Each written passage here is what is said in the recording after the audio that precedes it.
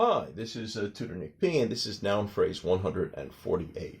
The noun phrase today is layman's terms. Okay, let's take a look at the note here.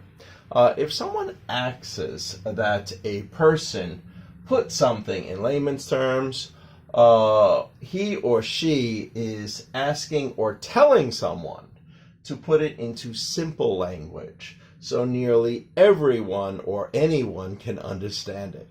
Okay, let's continue. If we look at the word layman by itself, it means an ordinary person who does not belong to a particular field or has no experience in a particular profession. Thus, he or she would not be familiar with the technical words in that field or activity. Yeah. So if you never really worked in that field or you didn't study it, you may not know those technical words. They'll kind of go over your head and you won't understand them.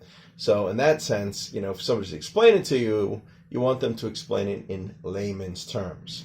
Okay, let's continue.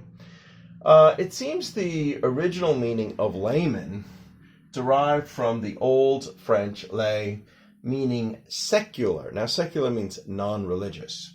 And man, okay, so it was like, a non-religious man.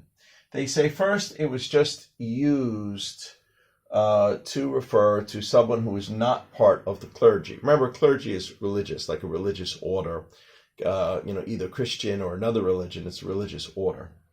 Okay. Then it started to include people who were not part of professions such as medicine and law, and eventually to include all people who are not experts in any field. So it kind of evolved that way, and that's what it is today. So we mean somebody who's not a professional or not an expert in any particular field. All right, and let's just take a look at a couple of examples here. All right, here's the first one.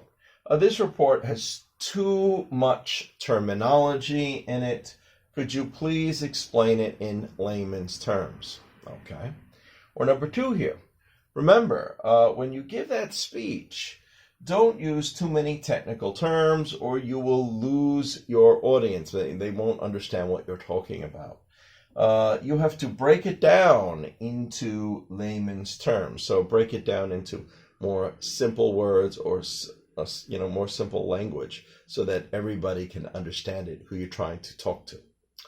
Okay, anyway, I hope you got it. I hope you found it interesting and informative. Thank you for your time. Bye-bye.